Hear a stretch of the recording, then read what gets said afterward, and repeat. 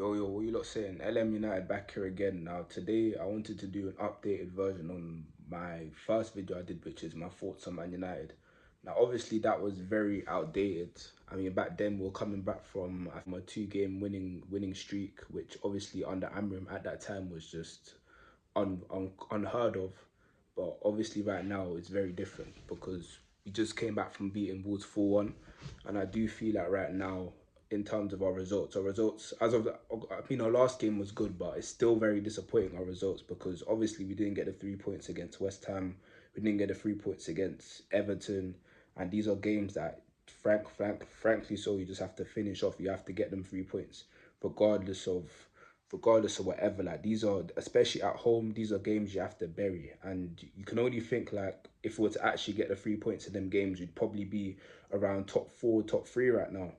But I mean, right now we're sixth. We're still in that European hemisphere, which is good. It's probably what Ineos were aiming for at the beginning of the season. But with context, it's not the greatest, and it's not where we really need to be right now. Especially due to the fact that the third position to the 10th position is there's very fine margins between all of them positions. So I feel like we should be doing a lot better, and we probably should be like top four at least. But nonetheless, I feel like in terms of results, our results are decent. In terms of our performances is where, like, I have the issue right now, because obviously last game we played against Wolves. It is Wolves.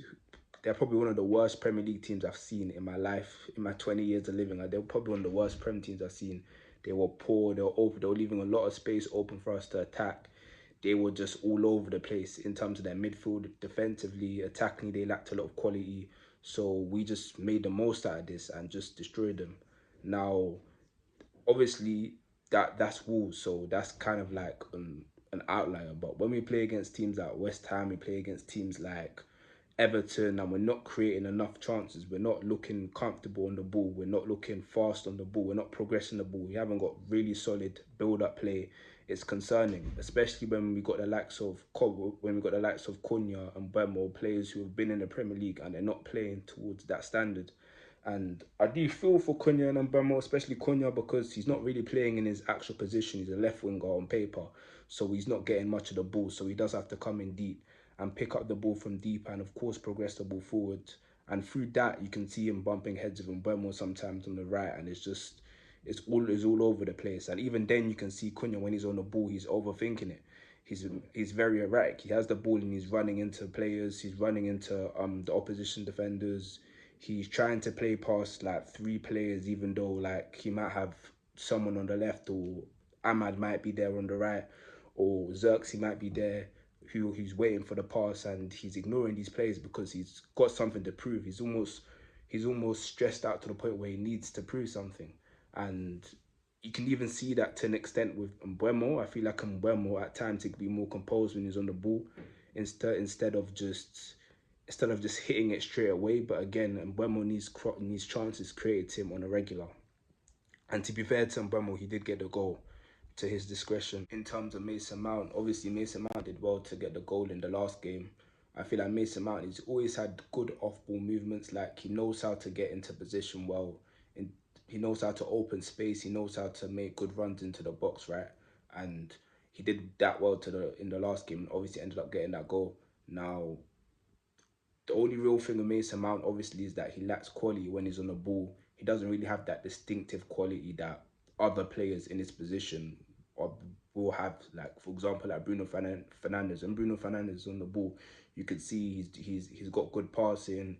He can shoot every now and then, and it'll be clinical. But with Mason Mount, there's not really that distinctive amount of quality when he's on the ball in order for him to get that start. Now, Xerxes, I'd like to see Xerxes start a little bit more games. He's probably going to start the next one. And yeah, I'd like to see him just get a run of games. I feel like fans are they're very unfair on Xerxes. Like, Xerxes hasn't had a complete run of games yet, so especially in this season. So how could you really judge him, saying that he's poor on the ball, saying that he's sluggish? He hasn't had a run of games. I don't get it. And he scored a goal. Like, you saw the goal he scored against Palace in that from that angle. Don't get twisted. His performance could have been a lot better against Palace. I feel like especially at the beginning of the Palace game, he was getting closed down a lot. But obviously, he slowly grew into the game, and that's with Xerxes. Xerxes is a player that slowly grows into games. You even saw that against Everton. Even though he didn't do nothing, he didn't get the win. It don't matter. But he slowly grew into the game. But obviously, he'd need a more runner games to be fully judged. I don't like the fact that United fans or just football fans in general are just judging him straight away, saying that he's crap, saying that we need to get rid of him. It doesn't make sense. And it doesn't make sense, especially when you've got pundits like Troy Deeney just getting on to him and just ripping him for no reason, saying stuff like he would, if United were to give him 6 weeks training, he would score way more goals than him. All right, yeah, sure, mate, therefore.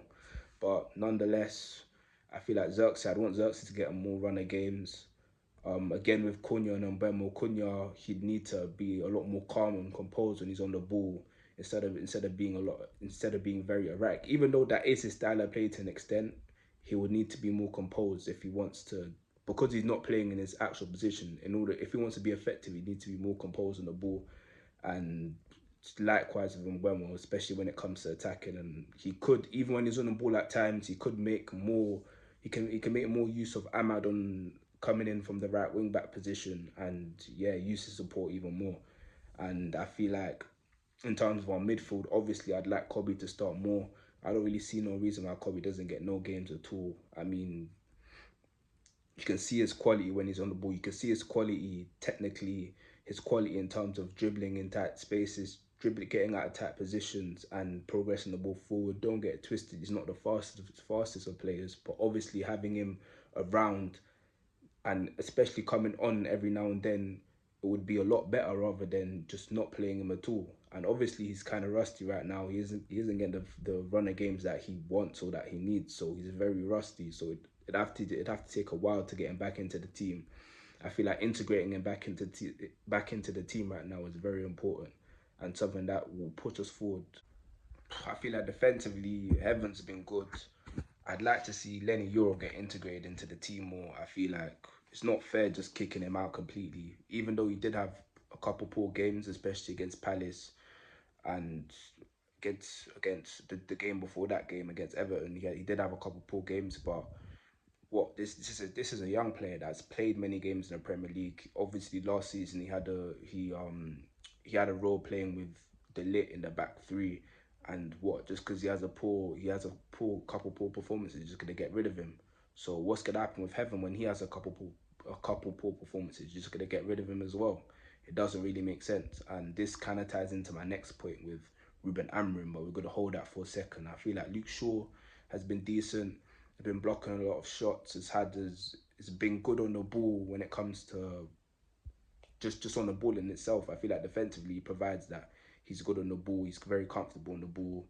I feel like same with Mazraoui. Mazraoui is very comfortable on the ball as well. And yeah, they didn't really get tested a lot last game and the game before that game. But my next point in terms of Ruben Amorim going forward is like I think the last video I did, I was thinking like I was saying Ruben Amorim deserved this praise, and he did deserve his praise at the time. But right now, Ruben Amorim is it's uncomfortable conversations. I won't lie to you guys, it's very uncomfortable conversations because my main issue with Ruben Amorim is the lack of change. Like now, Ahmad's gonna off to AFCON, and Bemo's gonna go off to AFCON. Mazraoui's gonna go off to AFCON. So that means we cannot play our formation. Who are we gonna play in right wing back? Because we ain't got no other right wing back that's good going forward. I mean, we've got Dallo coming in, but Dallo isn't. He doesn't have a lot of attacking value going forward. He can't really effectively dribble going forward. He can't hold up play in the same way the likes of Ahmad can do. The likes, not even a Mazraoui. Mainly Ahmad can do. And this is gonna kill us if we play that formation. So what's he gonna do? Normally you should be reverting back to back four, but is Amram gonna do that? Probably not. So these are all issues going forward, and I feel like the fact that he's not integrating young players into the team. He's sticking to like one way of playing football, and even though and that way is clearly not working because especially against West Ham when we struggle to get the 3 points, we struggle to break them down.